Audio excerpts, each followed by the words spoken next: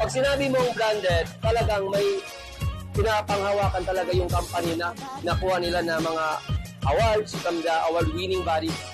So katulad nito, okay, katulad nito, paano kaligit ang shop na to?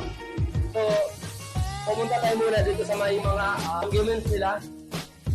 So kailangan, kapag bumili kayo ng e-bike, kailangan titingnan nyo muna yung mga permits. Kasi kapag ang e-bike, pag bumili ka ng walang mga ganito, marami ngayong hinuhuli na eh. Oh, halimbawa, binili mo siya ng 70,000 or 100,000 or 30,000, kung mas mababa pa, masayang yung pera mo kapag nahuli na walang mga documents.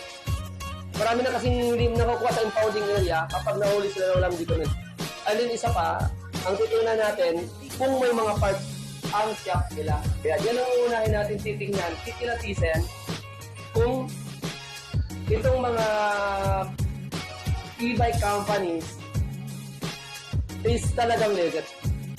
Yung kanina sinasabi ko, nabilong tayo, yung pinaka-top number siguro, mga number 1 doon sa sinasabi ko kanina, doon sa award-winning bodies.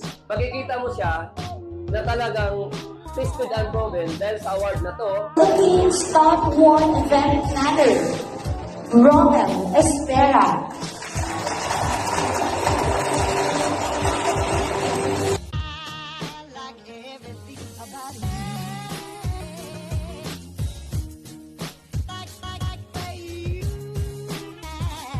Okay? So, ito yung mga awards sa Nakayama. So, makikita natin doon na talagang legit yung company. So, yun ang ano natin na titingnan. Kasi maraming mga e-bike companies na pwede sa bahay lang makikita, bahay lang ng tinda. After sales, wala na. So, titingnan natin yung ano ba yung ito ba'y lehitimo o ito ba'y talagang branded? Especially sa mga pisa or units. So, yun ang ano natin. So, may papakita ko yung sa inyo yung mga units natin na talagang napaka-latest. So, mamaya ipapakita natin yan, yung unit na yan.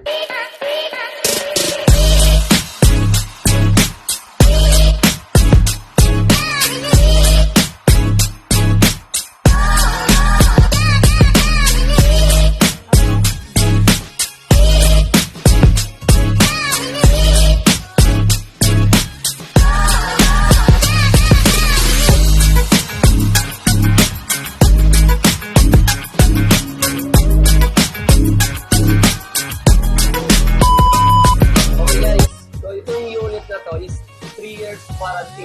Lahat ng unit natin is mga 3 years warranty. Tayo lang ang may medyo mataas ang warranty kasi talagang tested and proven yung unit natin. Itong unit na to, explain ko lang sa inyo kung anong model mayroon to. O anong model ang unit na to. Power Ranger. So mabilis lang yun pag sinabi mong Power Ranger, ito na kagad. I-demo natin si crown lights, mini fan. Ito yung mini fan natin. Yan. And then, indicator. And then, may Bluetooth speaker. So, Bluetooth speaker. And then, may lagayan na siya ng tubig sa baba. And then, may footrest. Ayun. So, dito tayo sa may upuan. Actually, dito may makalikot. So, close yan. Ayan, yan. Okay. And then, also, wow. Ayun o. So, balik 3 tao din na makakasakay. So, katulad din sa iba, 3 din na makakasakay. Kung titingnan mo, tamang-tama lang tamang sa'yo. Isang bata, isang malaki, at saka isang malaki sa likod, driver. So, ito yung, ang specs nito is 48 volts, 20 ampere. 650 watts yung motor. So, napakataas yung wattage. Mas maganda, mas galant tingnan. Ayan. Makikita natin. Yan. So, napakaganda tingnan yung unit na to. So, yun lang ang natin guys, titingnan sa unit. May wiper na din. Yan o. Yan. So, kompleto na siya. Brown lights. So, ito ang amount nito is only, okay? Only 41,500 lang. May Power Ranger ka na. Oo. So, yun ang ano natin. So, napaka-dapat yung ano natin sa unit na to. So, wala na. Okay guys, alam nyo ba na ang pinakamabilis na unit is Haggard unit ng Nakayama? Okay, let's watch. First, kailangan may tested and proven or seal of the IAEA 2023 award. Kung pinakapalatandaan kung gaano ka-legit ang mga unit. Kasi halos magkapareho-pareho lang yung mga units yun eh. So yan, yun ang Nakayama units. So actually guys, ito is, so kung titingnan mo guys, ang ano niya is talagang masyadong mataas. So ito yung specs niya, ipapakita ko sa inyo. So okay guys, so ito yung indicator niya. Okay, let's watch. Ayan, so masyadong mataas ang ano yung busina. Ayan. May signal lights. So, napaka-cute yung signal lights niya. And then, kabila signal lights. So, ito yung mga function. Multi-function. Okay. So, yan. Ito may reverse pa to eh. Ayan o. May reverse pa. Ito lang yung 2 wheels guys. Okay. Ito lang yung 2 wheels na may reverse. So, talagang mabilis. Okay. So, kilis na siya. Halimbawa, gusto mong panda rin without susi, no? Ganun.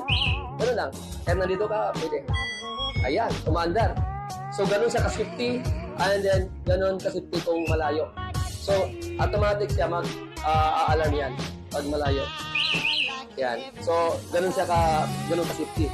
So, dito naman sa ano niya, guys, box. Masyadong malaki yung U-box nito. Hindi ko lang masyadong matansya, pero kasi ang isang helmet. Ayan o. Ayan. So, masyadong ano yung helmet. And then, isa pang mapakita ko sa inyo na hindi kayo magsisisi. Okay? Ayan.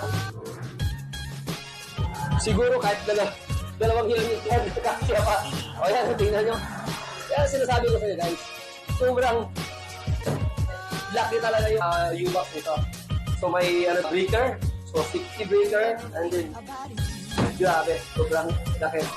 And then may lagayan pa dito. So 60 volt, 20 ampere. Okay. So isip na lang kayo kung mag-upgrade kayo, mas lalong 2,000 watts eh. Yung mga ganun, yung sa controller, pwede mo kayo upgrade. So medyo masyado mabilis, halos mabilis sa motor eh. Kung